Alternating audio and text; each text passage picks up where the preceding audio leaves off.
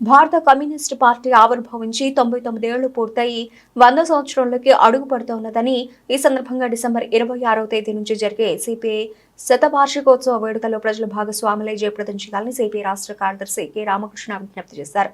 స్థానిక దాసరి భవన్లో ఏర్పాటు చేసిన విలేకరుల సమావేశంలో ఆయన మాట్లాడుతూ ఈ శతవార్షికోత్సవాలను దేశవ్యాప్తంగా ఏడాది పాటు నిర్వహించాలని సిపిఐ జాతీయ సమితి నిర్ణయించిందన్నారు. డిసెంబర్ 26న ప్రారంభమయ్యే ఈ వేడుకలు 2025 డిసెంబర్ 26న తెలంగాణ రాష్ట్రంలోని ఖమ్మంలో జరిగే కార్యక్రమంతో ముగుస్తాయని చెప్పారు. జాతీయ సమితి నిర్ణయంలో భాగంగా ఆంధ్రప్రదేశ్లో గురువారం విజయవాడలోని చంద్రరాజేశ్వరరావు విగ్రహానికి పూలమాలలు వేసి నివాళులర్పించడం నుంచి శతవార్షిక ఉత్సవాలు ప్రారంభమవుతాయన్నారు. దేశవ్యాప్తంగా చర్చ జరుగుతున్న అంశం ఏమంటే సాక్షాత్తు రాజ్యాంగ నిర్మాత డాక్టర్ బిఆర్ అంబేద్కర్ని పార్లమెంట్లోనే హోమ్ మినిస్టర్ అమిత్ షా గారు కించపరచడం జరిగింది. నిజంగా అవమానించాడు ఆయన. అది స్పష్టంగా ఒక పిల్లవాడిని అడిగినా చెప్పగలడు ఆయన ఏ రకంగా అవమానించాడు. దానిపైన వారు ఏమాత్రం కూడా పశ్చాత్తాపం లేకపోగా హోమ్ మినిస్టర్ గారు దాన్ని సమర్థించుకుంటా ఉన్నాడు.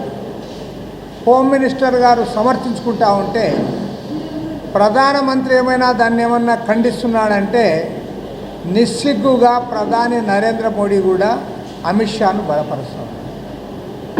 నిస్సిగ్గుగా ఒక దేశ ప్రధాని తన క్యాబినెట్లో ఒక మినిస్టర్ రాజ్యాంగ నిర్మాత అయిన బిఆర్ అంబేద్కర్ను అవమానిస్తూ మాట్లాడితే దాన్ని కూడా బలపరిచే స్థాయికి వచ్చారంటే ఇంకేం చెప్పాలని నాకు అర్థం కాదు.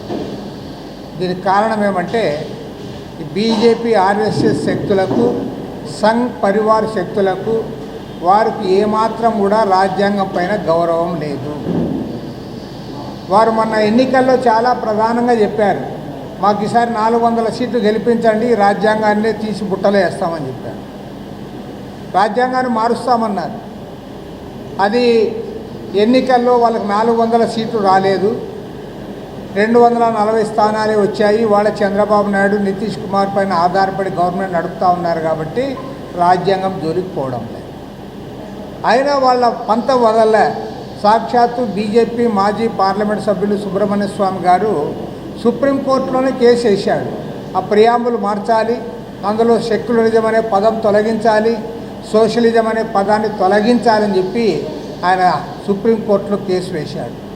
అదృష్టవశాత్తు సుప్రీంకోర్టు సిజేఐ వారి ఆధ్వర్యంలో ఆ పదాలు తొలగించాల్సిన అవసరం లేదని చెప్పినందువల్ల ఇవాళ మన భారతదేశంలో ప్రజలు ఊపిరి తీసుకున్నారు. కాబట్టి ఏమంటే ఈ అంశం పైన క్యాబినెట్ నుంచి హోమ్ మినిస్టర్ అమిత్ షాను తొలగించాలి, అమిత్ షా రాజీనామాను డిమాండ్ చేస్తూ ఈ నెల 35వ తేదీ నాడు వామపక్ష పార్టీల ఆధ్వర్యంలో దేశవ్యాప్తంగా కూడా నిరసన కార్యక్రమాలు చేపడతా ఉన్నాం. అందులో భాగంగా ఆంధ్ర రాష్ట్రంలో కూడా వామపక్షాలందరం కూడా పెద్ద ఎత్తున ఈ ప్రోగ్రాంలో పాల్గొంటా ఉన్నాం. ఇక మూడవ ముఖ్యమైన అంశము ఇవాళ మన రాష్ట్రానికే కాదు, దేశానికే కాదు, ప్రపంచవ్యాప్తంగా చర్చ జరుగుతున్నది అదానీకి సంబంధించింది. అదానీ ఒప్పందాల విషయంలో పెద్ద ఎత్తున లంచాలు తీసుకున్నారు. 2100 కోట్ల రూపాయలు